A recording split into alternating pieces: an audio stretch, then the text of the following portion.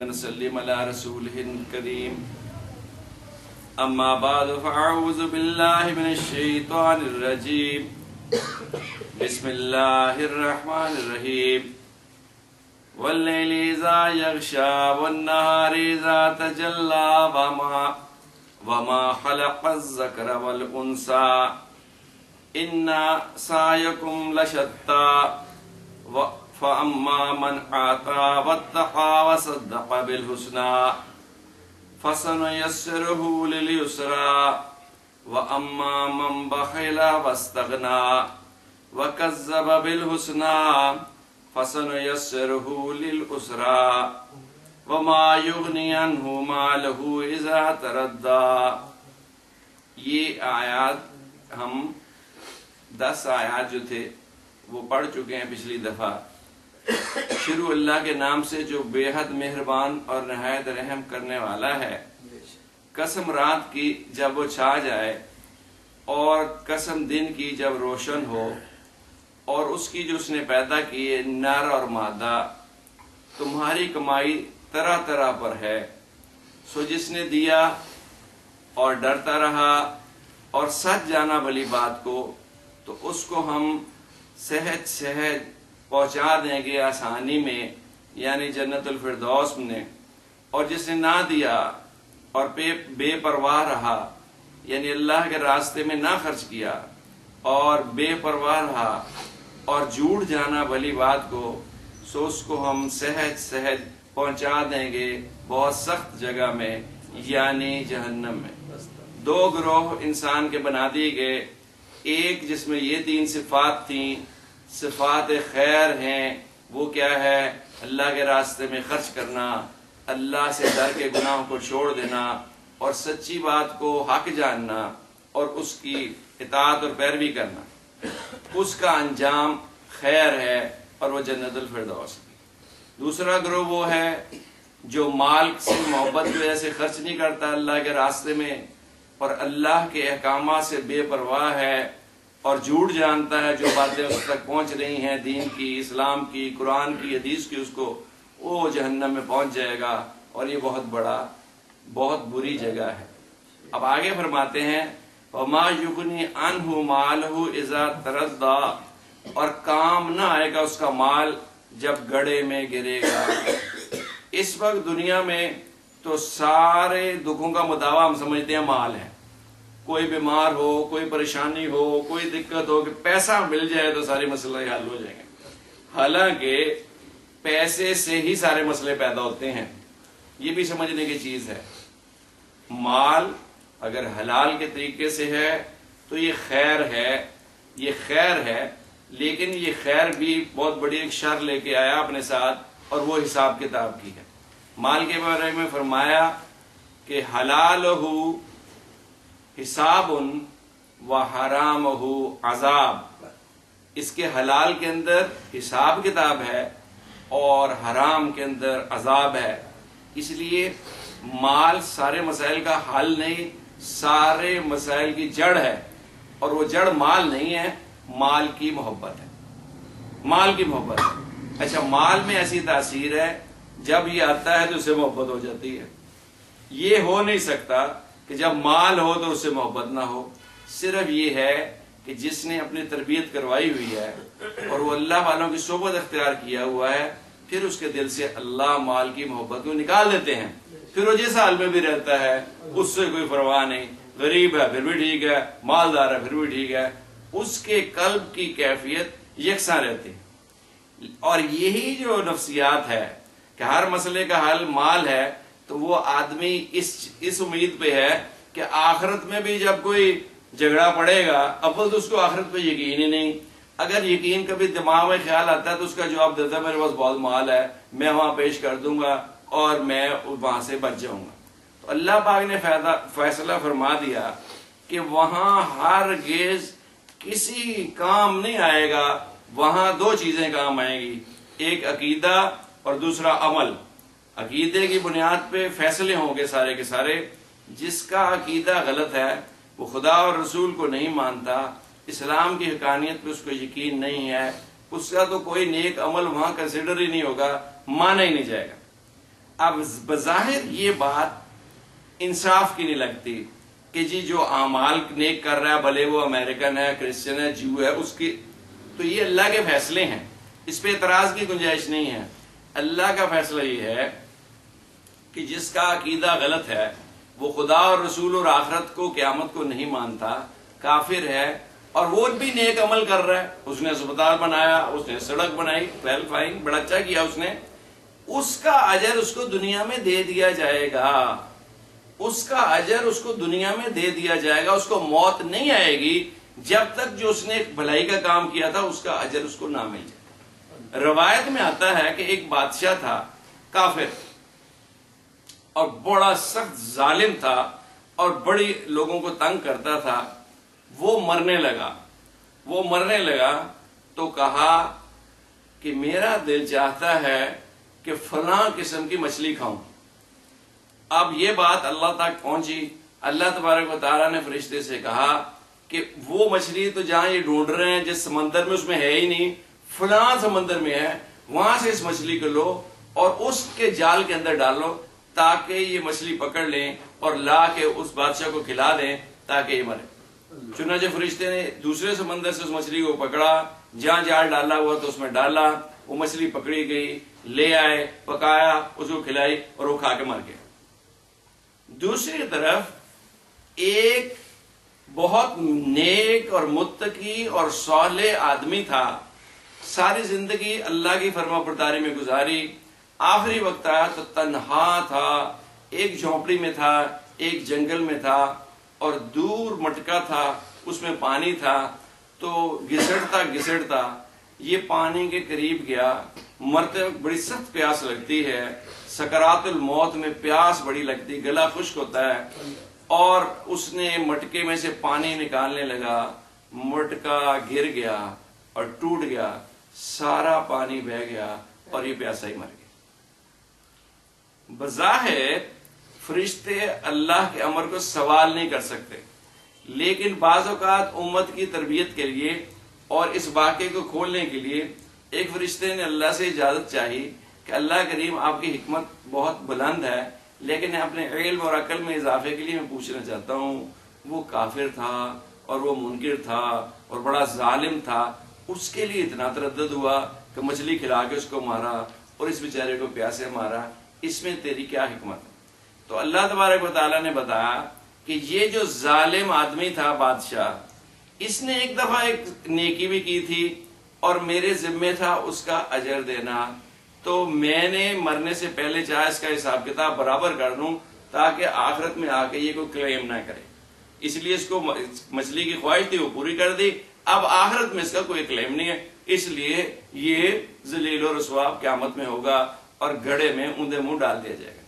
یہ جو متقی آدمی تھا، اس سے ساری زندگی میں ایک گناہ ہوا تھا اور میں نہیں چاہتا تھا کہ اس گناہ کی باز پرس اس کو قیامت والے دن ہو، تو اس لیے اس کو پیاس میں ڈال کے اس کی روح قبض کی گئی تاکہ اس گناہ کا بدلہ اس کو ہو جائے اور یہ بالکل پاک صاف میرے پاس آئے تاکہ اس کو آسان حساب کتاب کے یا بغیر حساب کتاب کے جنت میں بھیج۔ اس لیے یہ عقیدہ بڑی اہم چیز ہے، اس کے بارے میں بڑا حساس ہے اسلام کہ اللہ وحدہ لا شریک ہے اور حضور صلی اللہ علیہ وسلم آخری نبی ہیں، اور صحابہ کرام اور اہل بیت کی عزت اور تکریم کرے اور اپنے معمولات کو پورا کرے اور حلال کو حلال جانے اور حرام کو حرام جانے، اور تعویلات جو آج کل ہو رہی ہیں ان کے پیچھے نہ چلے، جیسے سود کو کچھ کرنے کی کہ جی سود اور ہے، ربا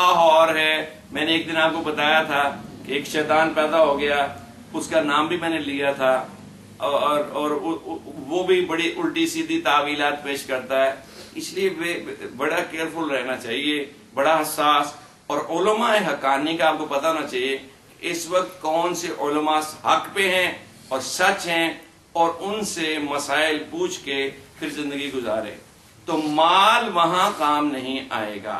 یہ بات آپ سمجھ لیں، وہاں دو چیزیں کام آئیں گی، عقیدہ اور دوسرے اعمال۔ خالی عقیدہ بھی بڑا مفید ہے، جس نے کلمہ پڑھ لیا اس کے پاس کوئی ایک عمل نہیں ہے، وہ بھی تھوڑی بہت سزا پا کے ایک نہ ایک دن جہنم سے نکال لیا جائے گا۔ لیکن خواہ کتنے اعمال کیے ہوں، کتنے اسپتال ڈسپینسریاں بنائی ہوں، جو مرضی کیا ہو، اگر عقیدہ ٹھیک نہیں ہے آخرت میں کلیم ہی نہیں ہے، اس کو آخرت میں کچھ نہیں ملے۔ یہ جو امریکہ میں ہمارے دوست ہیں اور یورپ میں ہمارے دوست ہیں، ان کو بڑا اعتراض ہے اس بات کے اوپر، لیکن اس مسئلے کو بالکل کلیئرلی سمجھ لینا چاہیے، کیونکہ وہ جو نیکی کر رہے ہیں اس کا مقصد اللہ کو راضی کرنا ہے ہی نہیں۔ ان کا مقصد یہ ہے کہ ان کی تعریف ہو، لوگ ان کو بڑا فلنتھروپسٹ کہیں، لوگ ان کو اچھا سمجھیں، سو وہ اچھا سمجھا جا رہا ہے، لوگ ان کی تعریف کر رہے ہیں، لوگ ان کے لیے گلدستے بھیجتے ہیں، بس دیٹ از آل، ان کو اس کا انعام مل گیا۔ اور پھر وہ چاہ رہے ہیں کہ اس سے ان کا مال بڑھے، وہ مال بڑھ رہا ہے، ان کے پاس بلینز آف ڈالرز ہیں، چیریٹی کی وجہ سے ان کو بہت فائدہ پہنچ رہا ہے، بس وہ دنیا میں پہنچے گا۔ لیکن مسلمان یہ نہ سوچے کہ اس کے اعمال کا 100% انجام یہی ہوگا۔ اگر اس کو تکلیف آتی ہے، رنج آتا ہے، دکھ آتا ہے، تو اس کا بدل اس کو آخرت میں بہت بڑا ملنے والا ہے۔ کہتے ہیں ایک رات بخار چڑھا رہ جائے تو 100 نفل پڑھنے کا ثواب اس کو ملتا ہے۔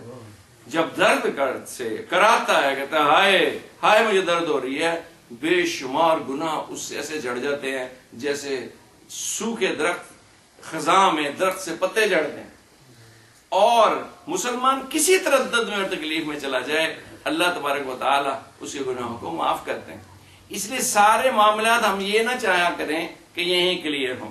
بہرحال تو کافروں کے یہ جو کنسیپٹ ہے ہر دکھ کا مداوع مال ہے، وہ نہیں، وہاں نہیں ہونا۔ ان علینا للہدی، اور اللہ کے ذمے ہے صرف، اور رسول اللہ صلی اللہ علیہ وسلم کے ذمے ہے صرف راستے کا بتا دینا۔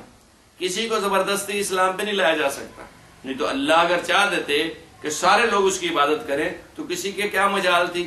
اللہ نے ایک مخلوق ایسی بنائی، وہ ہیں فرشتے، وہ اللہ کے حکم کے بغیر سر منہ انحراف نہیں کر سکتے، ہل نہیں سکتے۔ جس کو کہا رکوع میں چلے جاؤ، وہ ازل سے ابد تک رکوع کی پوزیشن میں اور اللہ کی تسبیح پڑھ رہا ہے۔ جس فرشتے سے کہا سجدے میں چلے جاؤ، وہ جب سے پیدا ہوا قیامت تک وہ سجدے میں ہے، وہ سجدے سے سر اٹھاتا ہی نہیں۔ لیکن انسانوں کے لیے اللہ نے راستہ کھول دیا، سمجھا دیا کہ یہ خیر ہے، یہ 3 اعمال خیر کے ہیں، یہ شر ہے، یہ 3 اعمال شر کے ہیں۔ اس خیر کا انجام جنت الفردوس ہے، اس شر کا انجام جہنم ہے۔ بس اس کے بعد نہیں، اب آپ کو آپشن دی گئی، کھلی آزادی دی گئی، اب جیسے چاہیں اس کے مطابق چلیں۔ جب جس طرف چلنے کا ارادہ انسان کرے گا، اللہ تبارک و تعالیٰ اس طرف کے راستے اس کے لیے آسان کر دیں گے اور کھول دیں گے۔ وَإِنَّا لَنَا لَلْآخِرَةَ وَالْأُولَىٰ، اور ہمارے ہاتھ میں ہے آخرت اور پہلی جو چیز ہے دنیا، یہ سب اللہ کے ہاتھ میں ہے۔ فَأَنذَرْتُكُمْ نَارًا تَلَظَّىٰ، اور آپ کو سنا دی ہے ایک خبر، ورنہ ہمارے تو خواب و خیال میں یہ بات نہیں آ سکتی تھی۔ یہ قرآن میں اللہ پاک نے رسول کریم صلی اللہ علیہ وسلم کے ذریعے سے ہمیں اطلاع کر دی، خبر بتا دی کس چیز کی؟ تلظّیٰ، بہت بڑی بھڑکتی ہوئی آگ کی۔ اس آگ کا ہم تصور نہیں کر سکتے، بس خیال کریں کہ جیسے یہاں کھانا پکانے کے لیے آگ ہے، اسی قسم کی کو آگ ہوگی، لیکن اس کا اور اس کا بہت فرق ہے۔ اس کا ملینز اینڈ بلینز اور ٹریلینز ڈگری سینٹی گریڈ ٹیمپریچر ہوگا، ان امیجنیبل اس کی ہوگی، اور اس کے اندر جو جائے گا انسان، اس کو تکلیف پوری ہوگی لیکن موت نہیں آئے گی۔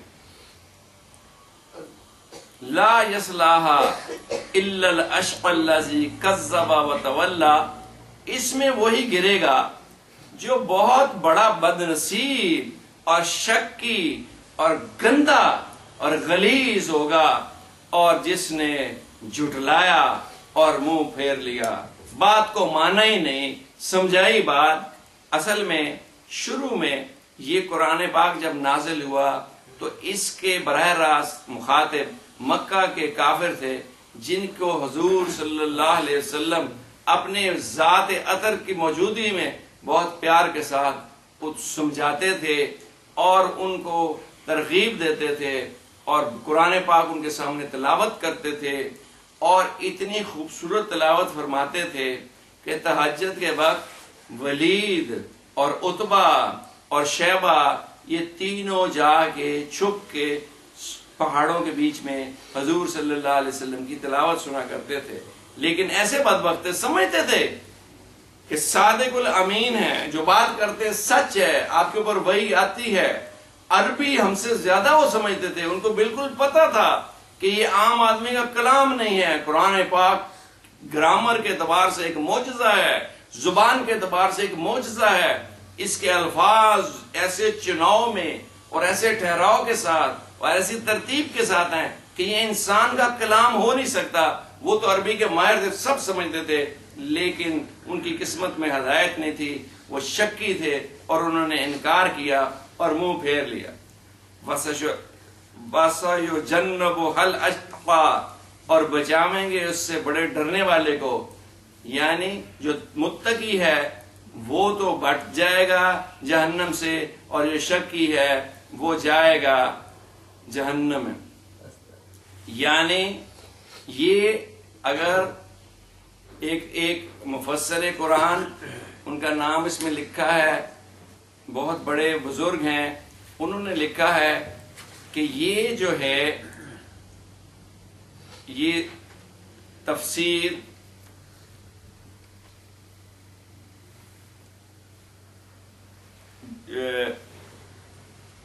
یہ صحابہ کے بارے میں ہے. وہ فرماتے ہیں یہ خلاصت، یہاں دخول جہنم سے مراد وہ دخول ہے جو ہمیشہ کے لیے ہو، اور ایسا دخول صرف کافر کے ساتھ مخصوص ہے. مومن کسی نہ کسی وقت بالآخر اپنے گناہ کی سزا پوری کرنے کے بعد جہنم سے نکال لیا جائے گا. اور علماء و مفسرین نے اس کے سوا دوسری کچھ توجیحات بھی بیان فرمائی ہیں، وہ بھی اپنی جگہ درست ہیں. تفسیر مظہری میں اس کی یہ ترجیح کی ہے کہ اس آیت میں اشقا اور اتقا سے مراد عام آدمی نہیں ہے، بلکہ وہ مراد ہیں جو حضرت صلی اللہ علیہ وسلم کے زمانہ میں موجود تھے، زمانہ مبارک میں موجود تھے. ان موجودین میں سے کوئی مسلمان باوجود گناہ سرزد ہونے کے ببرکت صحبت نبی کریم صلی اللہ علیہ وسلم جہنم میں نہیں جائے گا. یہ ہے صحابہ کا مقام. اس کو سمجھیں. اگلی دفعہ اگر آپ وقت پہ آ گئے تو دوبارہ میں اس پہ بات کروں گا کہ صحابہ کی قدر و منزلت اور اہل بیت کا مقام اس آیت میں واضح کیا گیا ہے. پھر لکھا ہے تفسیر مظہری میں کہ صحابہ کرام سب کے سب جہنم سے محفوظ ہیں. وجہ یہ ہے کہ اول تو ان حضرات میں سے کسی سے کوئی بھی گناہ کا صدور بہت ہی شاذ و نادر ہوا ہے، اور بوجہ خوف آخرت کے ان کے حالات سے یہ لازم معلوم ہوتا ہے کہ اگر کسی سے کوئی گناہ ہوا بھی ہے تو اس نے فوراً توبہ کر لی ہے.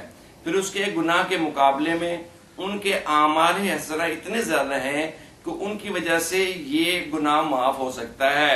جیسے قرآن کریم میں ہے ان الحسنات یذہبن السیئات، یعنی نیک اعمال جو ہیں برے اعمال کا کفارہ بن جاتے ہیں. اور خود صحبت نبی کریم صلی اللہ علیہ وسلم ایسا عمل ہے جو تمام اعمال حسنہ پر غالب ہے.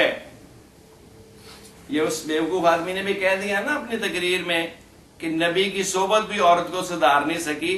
تو یہاں یہ دیکھ لیں آپ، تفسیر میں لکھا ہوا ہے کہ تمام نبی کریم صلی اللہ علیہ وسلم کی صحبت سعیدہ ایسا عمل ہے جو تمام اعمال حسنہ پر غالب ہے.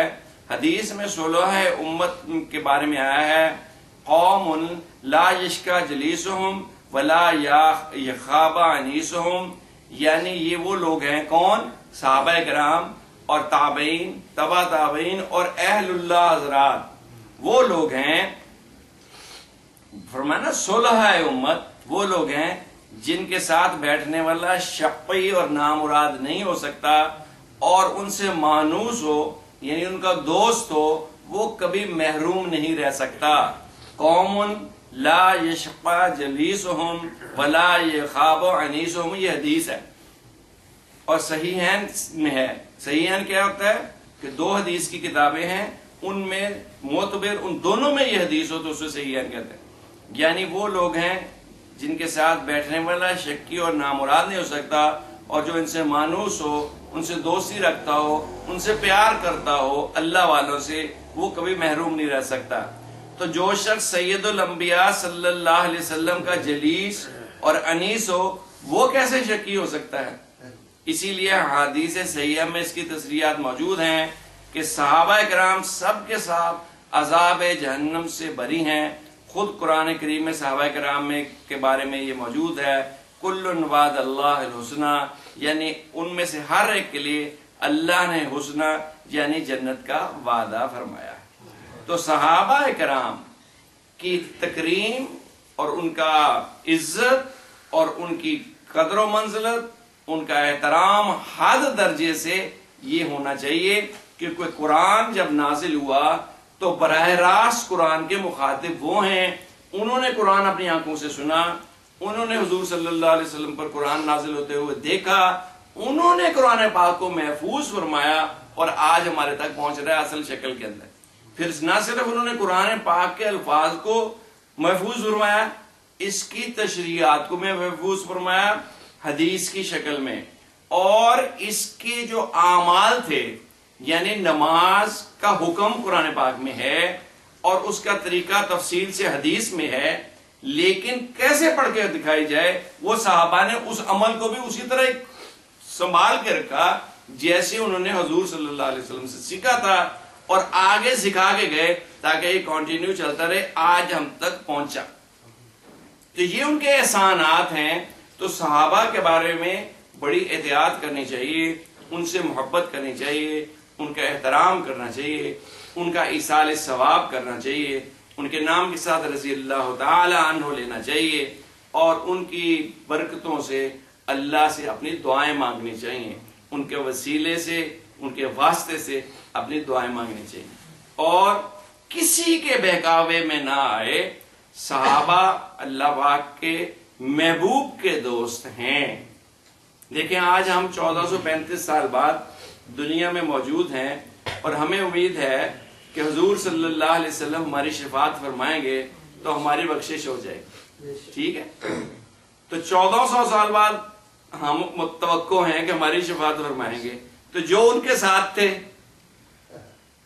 جنہوں نے آپ کی زیارت کی، آپ کو وضو کرایا، آپ کے ساتھ غزوات میں گئے، اپنی جانیں قربان کی، آپ کی ٹانگیں دبائیں، آپ کی خدمت کی، آپ کی دعائیں لیں، اپنے اعمال سے آپ کو خوش کیا، آپ صحابہ سے دنیا میں سے خوش تشریف لے گئے، اور آپ نے ان کی تعریف کی، اور آپ نے ان کے لیے تو کیا ان کی شفاعت نہیں ہوگی؟ تو کلہم، یہ ہمارا عقیدہ ہونا چاہیے کہ تمام صحابہ محفوظ ہیں گناہوں سے اور غلطیوں سے، اور ان کے درمیان جو اختلاف ہوا تو علماء نے لکھا ہے مشاجرت ہے۔ جیسے ٹہنیاں نہیں ہوتی درخت کی، درخت پاس پاس ہوتے ہیں تو ٹہنی بڑھتی ہے اور ادھر بڑھتی ہے اور آپس میں الجھ جاتی ہے، تو ان کی کوئی دشمنی نہیں ہوتی کہ الجھ جاتی ہیں، پر چانس قریب تھیں تو مشاجرت ہے، آپس میں اختلاف رائے ہو گیا اور اس میں جھگڑا بھی ہوا، تو جھگڑا بعض اوقات بڑا بھی، لیکن وہ ذاتیات کی وجہ سے نہیں تھا، وہ ان کا ایک تعبیر ہوتی ہے، ایک اس کی بات کو سمجھنے میں اختلاف ہوتا ہے، ورنہ ذاتی اختلاف نہیں۔ ٹھیک ہے، اس بات کو سمجھیں اور صحابہ کا احترام کرنا سیکھیں، اور ہر صحابی کی عزت اور وقار۔ اسی طرح اہل بیت، صحابہ کے ساتھ پیرل اہل بیت۔ اہل بیت کون ہے؟ حضور صلی اللہ علیہ وسلم کی اہلیہ محترمہ امہات المومنین، آپ کی بیٹیوں کی اولاد، آپ کے داماد، آپ کے چچا اور ان کے خاندان قیامت تک آنے والے، تو یہ اہل بیت ہیں۔ ان کا احترام اور ان کی عزت بوجہ حضور صلی اللہ علیہ وسلم کے کنبے۔ اللہ تبارک و تعالی ہمیں سمجھ نصیب فرمائے اور دین کی حقیقت کو ہمارے دلوں کے اندر اتارے، اور دین کی ایسی سمجھ نصیب فرمائے کہ وہ ہمارے اعمال سے ظاہر ہو۔